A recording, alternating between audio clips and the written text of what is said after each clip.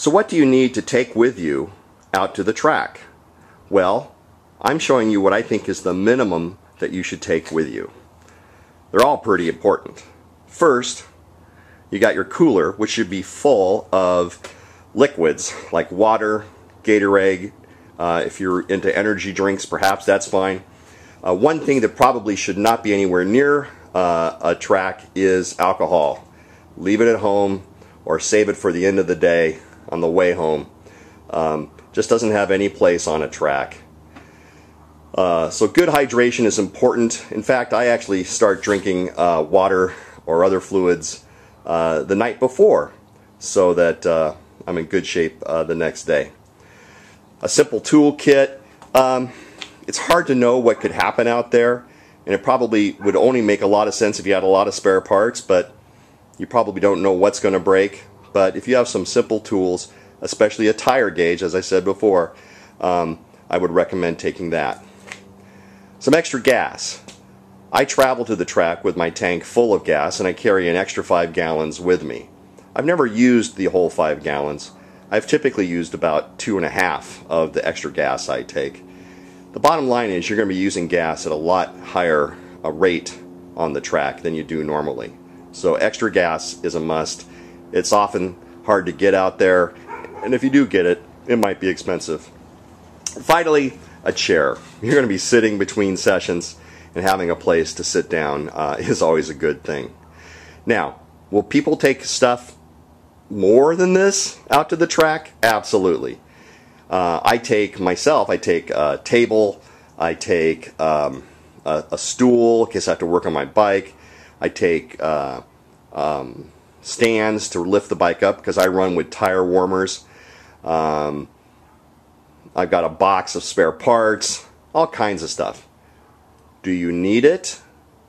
Probably not. If you get into track days, you'll develop your own routine on what you take. But for the time being, I think you'll be fine if this is what you take to the track with you. Plus, something that's very important, and that's your key.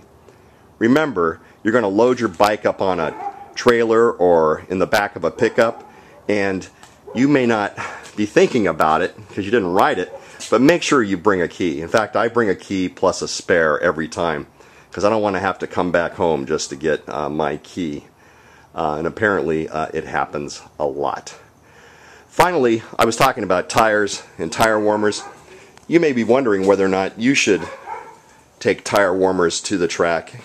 Well, you certainly will see a lot of people out there with tire warmers, and they do have some tremendous benefit. That is, they reduce the number of heat cycles your tires go through, and also, with warm tires, you can take your first laps at pace. The reality is, most street tires these days heat up relatively quickly, and if you go out and take a few laps, the fast track they say 2 or 3 laps, you can build some heat into your tires pretty quickly. My advice, don't worry about tire warmers if you're just starting, and if you get into track days, it will be something you probably will want to consider. Before I get into the gear you should take with you to a track day, I just remembered I forgot to say something else about what you should have in your cooler, and that's something to eat. I know I don't look like it, but I found that having a salad during the middle of the day is probably the best thing. The bottom line is something light, a little too heavy, and doing those laps can get pretty grueling if you got something heavy in your stomach. But enough of that. Of course, the way to go for gear is to have a one-piece leather riding suit. This one is actually a hybrid of leather and fabric. Bottom line, a single-piece suit is really the best way to go. And you're wearing that, of course, with some additional back protection, quality riding boots, full-face helmet, and gloves. Now, I realize not everyone has a one-piece suit, but you probably have a few options here.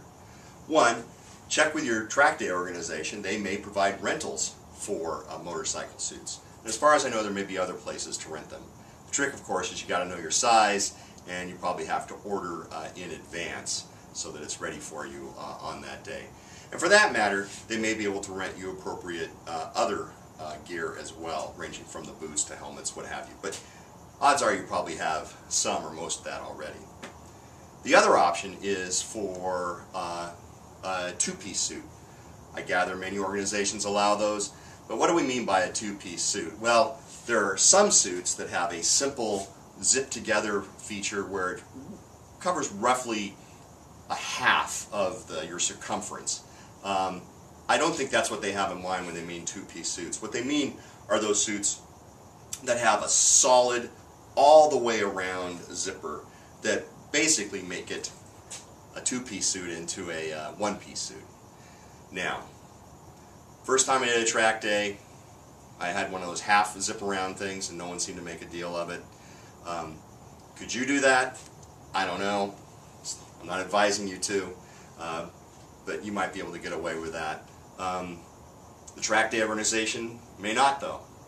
Bottom line, it's your skin and you want to be as safe as possible. So everything I'm going to tell you says go for the one-piece suit. The final category of things you should consider taking to the track are the fluids that your bike may need. I don't know your motorcycle, but over the course of the day it may be good to have some extra oil, some extra brake fluid, some sort of cleaner either for your bike or especially for your face shield will no doubt come in handy. Disc brake cleaner, obviously that's something you should maybe think about before you go, but some people like to do it at the track as well. So think about what you might consume on your bike, or your bike might consume, and make sure you have that with you. Of course, there are other things I may have forgotten in this video. Some of it depends on where you're going. Where I go out to the Auto Club Speedway in Fontana, they've got electrical power for my warmers, they've got an air compressor, so I have a hose for my own air. I don't even use it that much, but it's there. If you're going to a track where it's outside, you're going to think about something like maybe an Easy Up. And of course, if you're running tire warmers, again, I don't think it's necessary when you start by any means, but you need a generator for power and that sort of thing. So, some more things to think about taking with you to your track day. Another thing you can do to get the most out of your track day is, if the organization putting on the track day offers a course, an introductory course doing a track day, or advanced riding techniques, by all means take advantage of it. I can't recommend that enough. The one I go to, or went to, had a mix of both classroom sessions and on-track sessions where they would follow you, they'd observe you, they'd debrief with you later. But again, you also learn a lot of things about riding on the track that you may not be familiar with from your experience on the street. So again, if they offer such a course, sign up for it. It'll be well worth the money. In the case of where I go, they basically are with you for half the day, and again, you're out on the track, but they're just with you and observing you, and then they cut you loose for the other half of the day. You'll have a great time and you'll learn a lot. One of the things you can do before you go to the track, however, is maybe do a little education on your own. I don't know about you, but I do like reading books, and I've got a few here that I found beneficial to my writing. The first one is Sport Writing Techniques by Nick Ianach. I don't know how to say it. I-E-N-A-T-S-C-H. He's an instructor with the Yamaha Champion School, knows his stuff. Nick, however you say his last name. Performance Writing Techniques by Andy Ibbott, I found to be useful as well. Of course, a lot of people like Keith Code's A Twist of the Wrist. I prefer those two to that, but whatever works for you, that's great. Everyone will have different recommendations. The point is, if you do a little sort of boning up before you get to the track, it probably gives you a little bit of a head start. Finally, one other thing you can take to the track that I find useful is a notebook. So what do you do with a notebook? Well, you keep track of things like the tire pressures that have been recommended, so you can remember, so for the next time you do it. I do my own suspension settings, so I keep track of the adjustments I make on that and try to correlate it to my track times, not always successfully, but again, I'm keeping a record of it.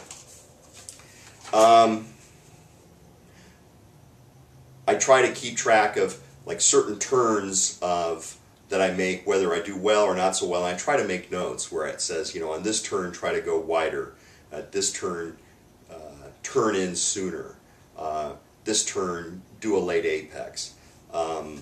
I find making those kind of notes to be very useful, and you can review them when you come in from your sessions and make other notes. And perhaps the most important thing you can do, I don't know if you can see it very well, but you can do a little track map. And the advantage of doing a track map is you're just memorizing the track, and you make notes about, well, I need to get on the gas sooner here, or I need to, you know, brake at the 2 cone here, and that sort of thing. And mentally going over this between sessions is, I think, a really useful device. Again, I'm not an expert, I'm not an instructor, but take a notebook and use it when you're between sessions. So, that's the end of our second video. The next video will be pretty much at the track. So, the last thing I want to say is pack up as much as you can the night before, so you don't have to do it in the morning when you wake up. And try to get a good night's sleep. You'll probably be a little nervous, you might toss and turn. Don't worry about it. Everyone else out there started just like you. So get a good night's sleep, and I think that will really help you on track day. So we'll see you there soon.